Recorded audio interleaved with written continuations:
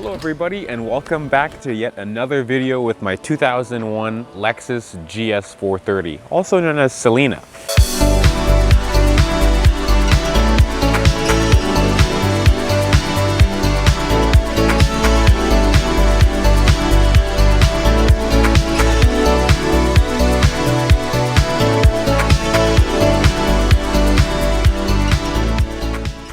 For those of you that are just tuning in, I picked this car up a little bit under 2 weeks ago in Ohio. I flew all the way to Ohio to pick this car up with 213,000 miles. And they were a pretty hard 213,000 miles from a lot of the things that I uncovered in the last video. For starters, I'm pretty sure that this car was run with regular gas for a long time because I had a bad knock sensor, which caused the car to have, instead of 300 horsepower, felt like 150 horsepower, and I had also no throttle response. The brakes on this car were pretty much non-existent, and I'm pretty sure Stevie Wonder could have done a better job at the body work that's been done on this car. So I've had a lot to do.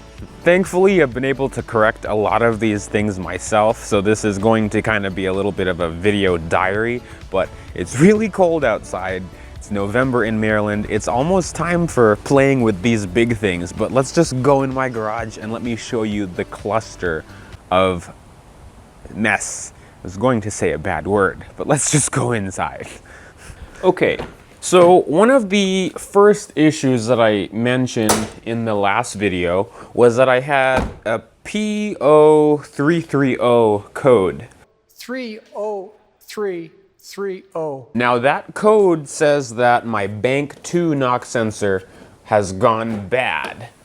So I had to replace that, and that was a complete nightmare.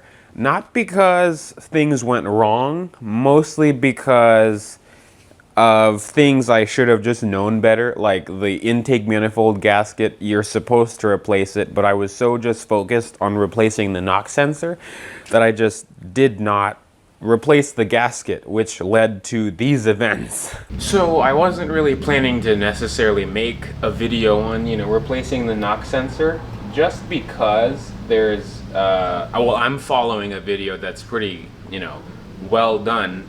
But I did want to show you guys how I removed this heavy intake manifold by myself, because in this video, and I think, well, in the video that I'm following, it's 2 people. I'm gonna show you what I had to do. Put my foot here on the frame, make sure I'm not stepping on anything. Stand over here, put my other foot here, because this is a hoopty car, So, and then I just lifted and pulled up, and then you have to, there's a line here, one of the fuel lines, that you have to kind of tilt it like this. You'll see, like this, just like that. Oh yeah. Okay. So for people that need to do this themselves, I recommend, well, for me, because I kind of have a low budget right now, I am just replacing the 1 knock sensor, but if you want to, you could do both and even the starter. I'll zoom in. This is the bank 1 knock sensor, and this is bank 2. There's not that much clarity on what is what, but bank 1 and bank 2. The bank 2 one is the one that's giving me the code. I'm really hoping that as soon as I replace this, put everything back together, and I did everything correctly, which there's not much to go wrong. It's just, unplugging things, undoing things. Just make sure you plug things back in and you secure everything down. There is something, I need to do some vacuuming because there's a leaf down there. So I just had lunch. The new sensor is in. Let me show you. This is my shop, by the way. But this is, I'm using Lucas Fuel Injector Cleaner, just trying to see what that does. And eventually I'm gonna try Seafoam or some other deeper engine cleaner. That's the manifold right there. I like keeping things in order. This is something that I like to do. But the new sensor is in. I covered these so stuff doesn't fall in there. See, these are all the plugs for the injectors, and these are for the cam sensors. So now I just have to put everything back in and hope for the best.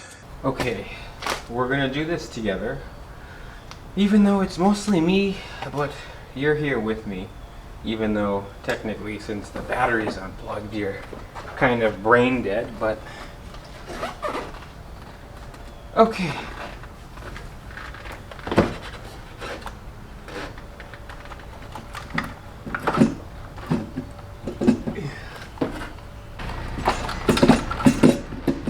Oh yeah. Okay. I crushed my finger. Not bad, but it's in. Okay. So I think this is the moment of truth. I've been working on this all day. I know it'll start, but how it's gonna run, I'm not sure. So let's find out.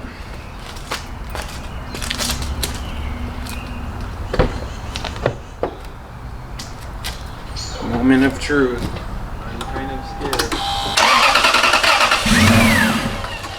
Oh my No, God! No, God, please, no! No! No!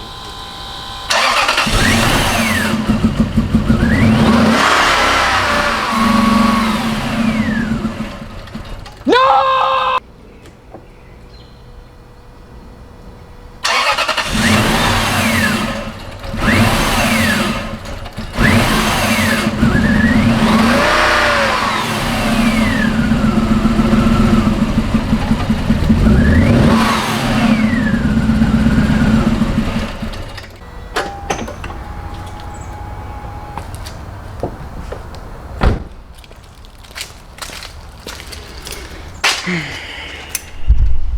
So I took everything apart again. Oh, I'm doing the same thing over, but I took everything apart again.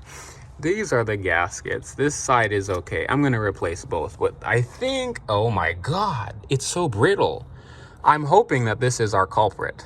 Yeah, I'm really hoping. That's what it seems like. And I suspected this when I first opened this up. Okay, I'm kind of nervous but hopeful. The new gaskets are in. You can see that these have like a little metal flange on both sides. On this one, this is a Felpro one, which is a cheap brand. You know, it's flimsy rubber that can become brittle with heat. So I'm really hoping once I put this thing on, the car will run. Okay, I'm gonna record it. Okay, here we go.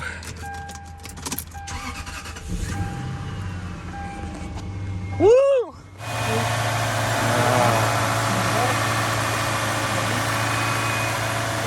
Also, while I was working on the car, I discovered that I need hood struts, which is something normal, you know, just when it's colder like this. I was like in here and then I got bonked in the head, but you know. The brakes on this car were also pretty seriously neglected. I took the rotors off and I was speechless. So right now I'm working on the brakes. Like I said, I have 4 new Stop Tech rotors and pads that I'm going to be installing today because the rotors on the front, this one doesn't, well, yeah, you could see here, but the other side is even worse. But something I noticed is he used the wrong lug nuts because it's supposed to, you know, go in there and have a washer. These just hold the very edge of it. You can see that. Dear God. Well, this explains the uneven pad wear. The rotors are so fucked that, like, look at this. This is why the brakes are so bad. I thought it was the caliper, but it's definitely this because, like, you could see all the marring on it. Jesus. But now I'm running Stop Tech rotors and pads, and so far they've been absolutely great. I need to do the rears still. It's just been so cold, so I'm waiting for a warmer day. But these were the main issue. Now the car doesn't rumble. It's just very strong braking. As I talked about, the bodywork was pretty bad on this car, especially the hood. So it's not perfect right now because I still have to wet sand and buff, but I'm just letting it cure for a few days. But I sanded down and repainted the hood just to make it look more presentable. Okay, it's another day, and today I'm working on the hood paint. I started yesterday. I thought about making a dedicated video on not really how to repaint your hood, but repaint a metal body panel on a car.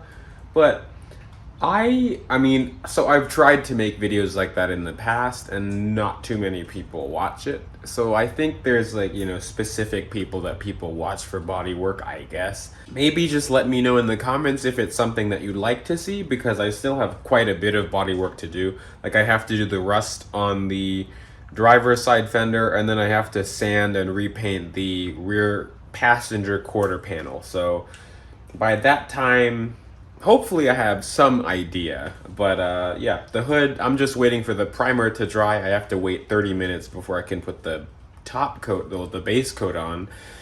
Then do a few coats of black, then a few coats of clear, and then she's gonna be nice and glossy again.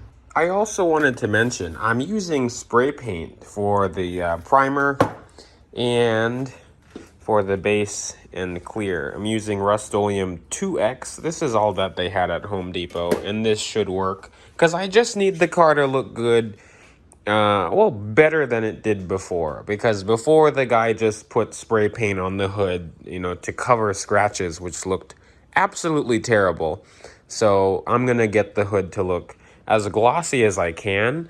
Now this is gonna be my third or fourth car that I've painted. I finished spraying everything.